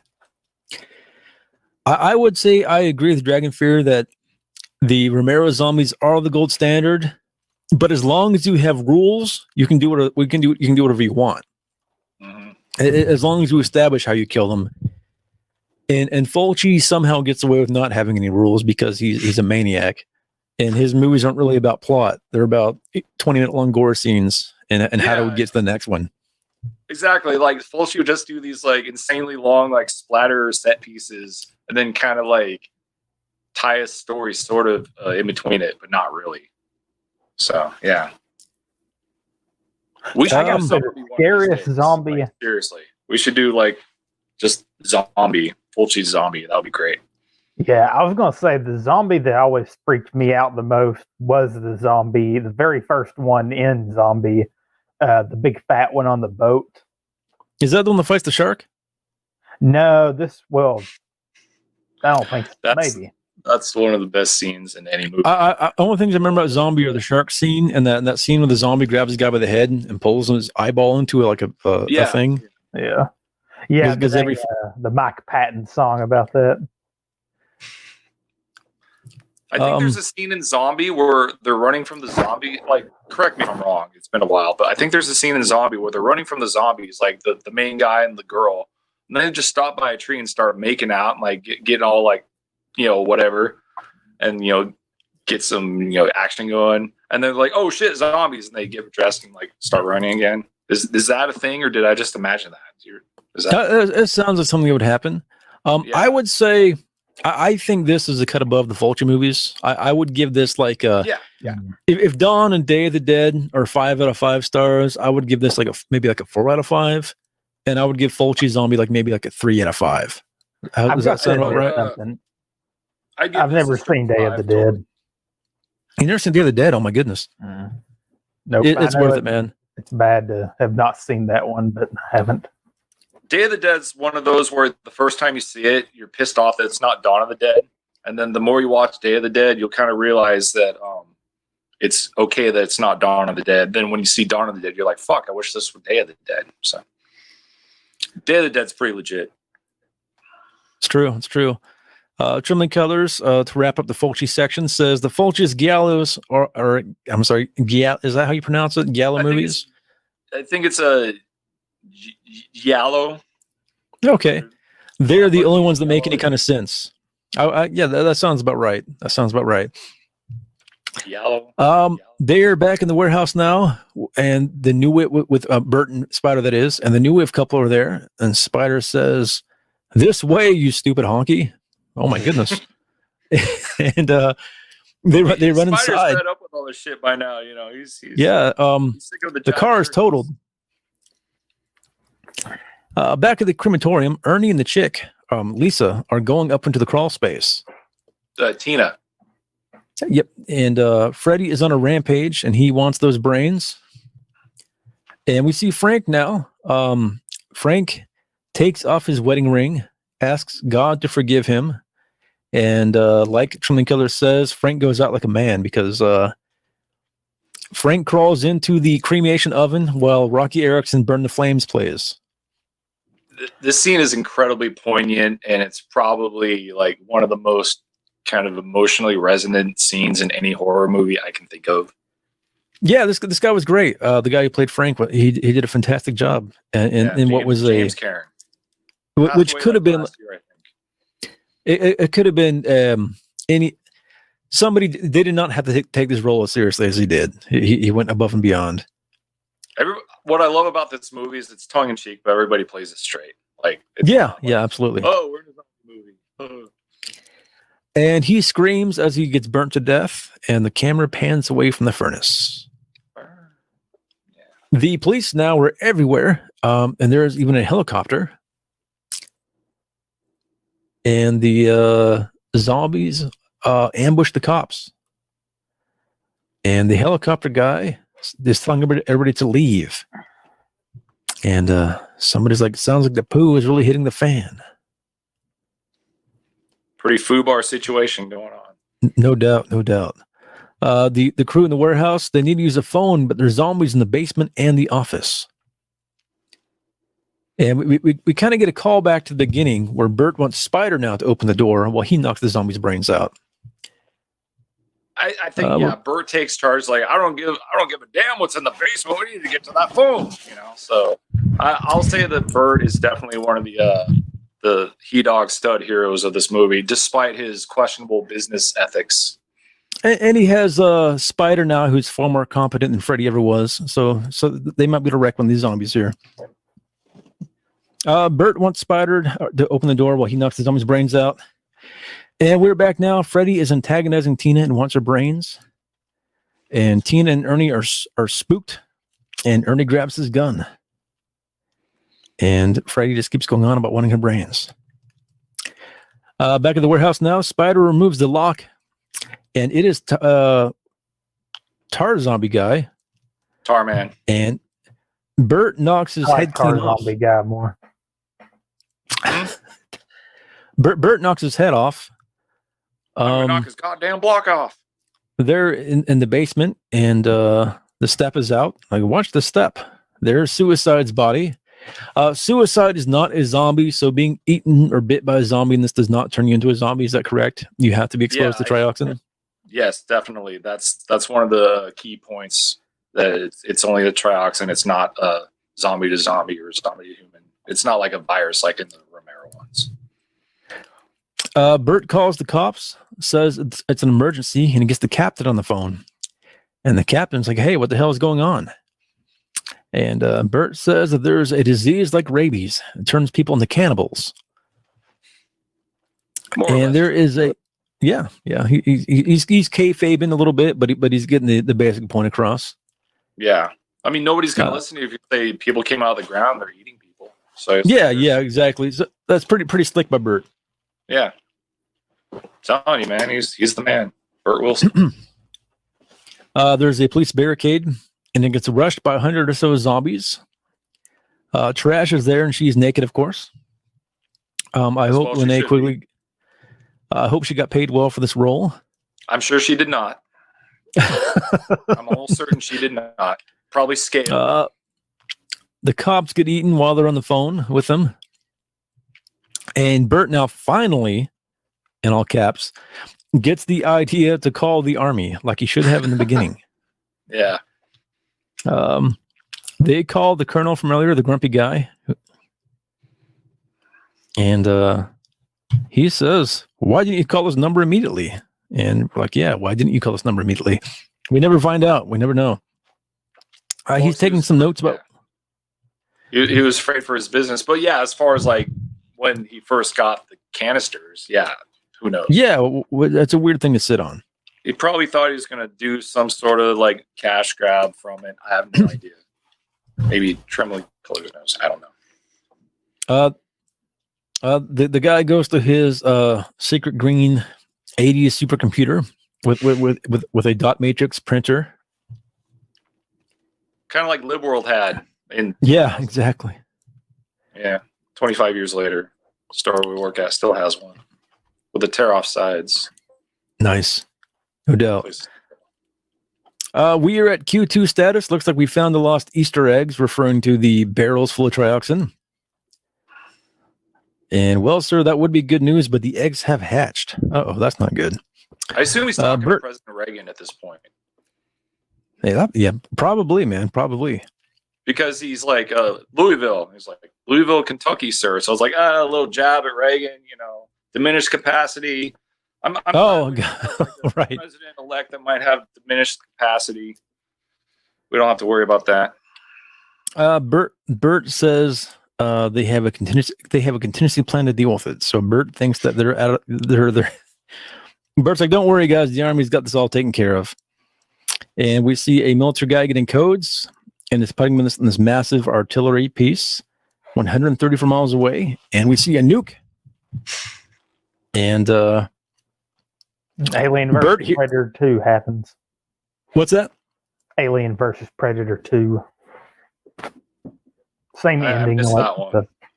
Oh yeah, I didn't see that one. So seems like a was this the first movie to do this kind of ending? No, didn't The Stand do the same thing? I've never actually watched The Stand. Well, no, The Stand. 10 years later, but yeah, I mean, it has a nuke in it, but it's very different. Yeah, I love that this movie has a 100% mortality rate. The next one has probably too many survivors, but yeah, this movie, and this is another one of those things. Like when I saw it as a kid, I'm just like, what? Like, oh, they got nuked. They're all okay, cool. Right before the nuke hits, Freddy bursts through the attic, and we see zombie trash, and she looks up into the sky, and Louisville is nuked. It should be noted that one of the things we're going to talk about was Ernie, what he was going to do at the very end when Freddy was about to come in. He has Tina kind of huddled, to protect her, sort of, and he has his Luger, and he's slowly pointing it at her to put her out of her misery before Freddy gets her. And then I'm sure he's going to put another one in himself. Okay. But that's it showed what I would consider moral courage to instead of hey, I'll let you get ripped apart by your boyfriend, have your brains eaten, I'll put you out of your misery, and then he's a very humane kind of guy. He doesn't like anybody to suffer. Exactly. He didn't want the he may have he may have been a Nazi in a former life, but now his many years of working in the crematorium have Chandler was changed his. Man, wouldn't have he been like a young Nazi? Well, this is what 1984. No, if he was 20 and 45, if he was 20 and 45 by 85, he would have been about this age. Yeah. Spectacular results, sir. Very close to optimal placement. Only 20 blocks destroyed. The rain will wash everything away. Uh-oh. And then the movie ends with a shot of the zombie coming out of the grave. It's the exact same shot from earlier. They didn't use it. They don't even use a different shot. It's just the same zombie from earlier with the skeleton and eyeballs. Zombie with the eyeballs and Party Time, 45 Grave. And yeah, the lead singer of 45 Grave is a lady with the name of Dinah Cancer. Which okay. Yeah. Is she still alive? Or is she? She is. She brought back 45 Grave in the last few years for another album, I think. I mean, I'm sure she's the only member. I'm sure the other guys are dead or whatever and moved on. But yeah, 45 Grave is still a thing. Dragon Fear points out that it is bookended. Well, is it a bookend if there's zombies in the middle of the movie? I think it's more of a callback or something. But yeah, that's it. That's it for Return of the Living Dead. It was pretty good. You guys want to talk about the other ones briefly? Yeah, let's do it. Let's do it. We're probably not going to do it again. So let's. I don't know if I've seen 2. I don't know if I have. I've 2 is seen basically 2 a remake of the first one, but it's like the Monster Squad. Yeah, I remember it being a lot just more. I don't want to say family oriented, but it was more soft and more, I guess, funnier. Yeah, it has wasn't funnier. Protagonist. Yeah, that type of thing. Oh, geez. Okay. Yeah. And the kid in number 2 is named Jesse Wilson. So there's fan theory that Jesse is maybe Burt Wilson's grandson or nephew or something like that. Like they're related. What was it rated? Was it a PG-13 movie?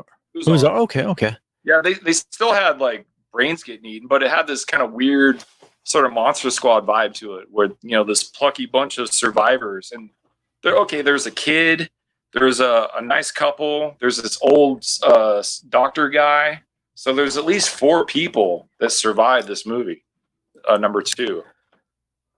James Cameron Matthews are in it again, playing grave robbers, and of course they get turned into zombies from the trioxin, and they have the obvious line of like, "Oh, it feels like something this happened before." It's like, okay, cool. I just realized I can hit this button here. Oh, there we go. Dragon Fear, nicely done. Thank you. Hey, we're not even done yet, man. Come on. Dragon Fear, are you telling us to wrap it up? Yeah. Where does Josh need Dragon Fear? Yeah. So yeah, at the end of number 2, they accidentally figure out that they can electrocute the zombies to kill them, make their heads explode, and actually. Yeah, I agree. Trembling a little bit, but the first one's definitely superior. But I think the second one definitely has its merits. There's some cool, gross out gore stuff, like the girl punches through the zombie and like rips out his face, and she's like, ah. Bobby Briggs from Twin Peaks is one of the leads. Interesting. Oh, heck, I didn't know that. Oh, thanks, Dragon Fear. Thanks, Dragon Fear. Yeah. I really like 3. I think I like 3 more than 1. Is that controversial? Man, I don't even really remember 3 that much. 3's cool. 3's like all about like, let's do some really, really bad ideas. So okay, let's talk about 3 now. It's Romeo and Juliet. Yeah, it's Romeo and Juliet, the zombie movie. It's a little more played straight. Definitely, yeah. It's more like a Romero movie, but with different rules for the zombies. But it's played. Isn't there like a cyborg zombie in it? Not really. I think that's 4. 3. Let me see if I can sum up 3 real quick. Guy has a girlfriend, gets her killed. Decides it's a good idea to revive her with trioxin. She turns into a zombie. He takes her around like, and she ends up eating people, and she sticks like needles through her, and it has this real kind of weird punk rock ethos, but she like self-mutilates to dig away the pain from needing brains or being dead or whatever. And of course he gets mad at her for a thing that he did, like, oh, you're this crazy fucking monster. But yeah, dude, you brought her back to life. You made her a zombie, dipshit. So that's number 3. It's more 90s feeling in that they're moving to Seattle so you can start a grunge band. Yeah. And cutting was like a 90s kind of thing. Yeah, definitely. Like it was very, that was a S&M, aesthetic to it. And the 90s, looking back on it's ridiculous because the 90s were basically paradise. Everything was awesome. But it was very cool to be mopey. It was very cool to be depressed. And it was very cool to cut yourself and do to hate life. It's kind of a ridiculous decade in a lot of ways. I miss it. Yeah, it was a good time. I miss the 90s. 90s are fun. Yeah, 3 is worth checking out. Doesn't she kind of burn herself like Frank did? I think they both do. I think. Yeah. Now I think they capture her and put her in like in a pod, and he burst in and rescue her. But then they jump into an oven together, much like Romeo and Juliet. Yeah. And 3 was directed, maybe written and directed, I'm not sure, by Brian Usna of Reanimator fame. And I didn't know that. Good. Yeah. I need to go snag 3 and like I need more props. No doubt. And used to have it. 4 and 5. I think I saw 4. 4 and 5. Go. Oh heck, no! I've not even seen the 5th one. The 4th one, I barely remember. It was okay. I thought 4 was. It was like I give if on the Romero scale of Dawn being a 5, I would say Return of the Living Dead 4 was like maybe a 2 or a 2.5, maybe. Yeah. It's not like complete Resident Evil garbage, but it's not like Resident Evil movies, man. Oh man, I love those. I might need to rewatch them. Or whatever, I love them. Well, I first saw Resident Evil like I saw it like right after it came out, and I remember there was rumors that Romero was attached to it. Yeah, but they fired him. Directed, and they fired him. So I kind of went into it with like a chip on my shoulder. I remember there's there is a scene in Resident Evil where the special forces guy got quartered by the lasers. You remember that? That was cool. And then like it panned away as he fell apart, and I thought that was like, that's the kind of movie this is. This is they're just copying out every step of the way of this movie. I remember it being really weird too. Like, I mean, I guess was it actually a sci-fi movie or just some other direct-to-video thing? Oh, the first Resident Evil, No. Return of the Living Dead. I think it was a sci-fi movie, wasn't it? Return of the Living Dead 4. It was made for Sci-Fi Channel. I mean, it was still rated R or whatever. It had Peter Coyote in it, and he played some mad scientist or Uncle Charles or something. He had this kind of weird, creepy grin the whole time, like Joe Biden or something. And Sophomore 5 Sci-Fi Channel TV movies, they were so bad. Yeah. Yeah, it was there was a significant drop off in quality with after 3. I'd say. Yeah, they look a lot. I mean, they did those Pumpkinhead movies. I think it was 3 and 4 on Sci-Fi 2, and they look the same. And like, I don't know, they just have that sci-fi feel to them. I like Cube 2 Hypercube for sci-fi movies. Those are cool. Well, you know, I was going to say in the first Cube movie, I actually saw it on Sci-Fi. In the beginning of the movie, they had the scene with the drawing and quartering with the lasers, and they showed a guy fall apart on Sci-Fi. But then, like in the it was very much like I guarantee you they stole that from Cube. They stole that scene from. Well, I don't know if they did or not, but I assume they did. I don't know when Cube came out, like, because the first Resident Evil is like early 2000s, I guess. Yeah, I want to say I had it on the VHS in 2002, so it must have been like 2001. We could do an entire thing on like laser vivisection. find all the laser vivisection movies. What are these movies you're talking about? Cube. Oh, Cube. Oh, Cube. Yeah, Cube is great, dude. It's yeah, you know, I think the Cube movies feel like they were done for like. I've only seen the first one, but it felt very like college movie esque. Yeah. Like, it kind of felt like they spent like. It's a bunch of people in a room. They're trying to get out, and there's like weird, crappy CG effects for the Hypercube part. I don't remember too much about it, but I remember liking it. Yeah, I thought Cube was cool. Yeah. Any final thoughts on Return of the Living Dead, guys? Return of the Living Dead 1, 5 stars, 2 and 3, 4 stars, 3 or 4 and 5, probably about 3 or 2.5 stars. But I'll put Return of the Living Dead, the first one, in my top 5, probably horror movies. Not even just something. Oh my goodness. Yeah, seriously. I love this fucking movie. Like, pretty high praise. Yeah. I've seen it's one of those ones like Texas Chainsaw 2. I've just seen a million times. And I can't believe I've seen it that many times and never caught on to the Nazi thing. That's a great thing about watching stuff. Like you watch it a million times, you keep finding new stuff. I mean, I'll probably find something new in Transformers the movie one of these days. You know, was Ernie like slang for? Was Ernie slang for like Ernst? Yeah, could be. Yeah. And thank you, sir. I appreciate Tony Keller's just taking around with this. I'm sorry, what's that, Jason? Oh, Bert probably knew about Ernie's checkered past and just didn't give a shit. He probably did. He probably didn't care. You know? Homie. Hey, it was a different time, man. It was 84. You know, what are you going to do? Yeah. All right. People like Lou Gallagher, check out the Feast trilogy. He plays the bartender. Basically the same role like crotchety old bastard in the Feast trilogy. Lou Gallagher at age 80 or something. And I think he's still alive. He's like 92 or something.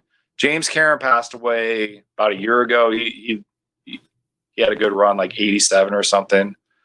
Dan O'Bannon passed away like 11 years ago, I think, and it's yet to be determined if any of them are going to become zombies. Didn't Linnea Quigley do like a billion other movies around the same time? Yeah, she did Night of the Demons. She did she did some bullshit for like Full Moon, I think.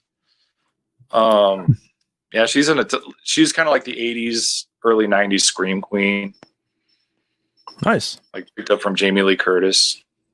Yeah, she's in a bunch of stuff that apparently I can't name anything other than Return of the Living Dead, Night of the Demons.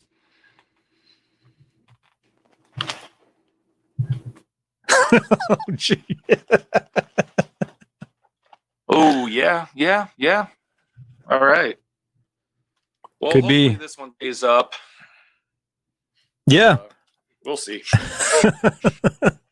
Well, good stream, guys. Thank you everybody for watching. And I think that's a wrap, guys. Sound good? Yeah. Yeah, and big props to Trembling Colors for his Yes, sir. Thanks for your commentary. your tremendous I will assume help with your the gender stream. Trembling. We'll call you they. All right, and that's a wrap.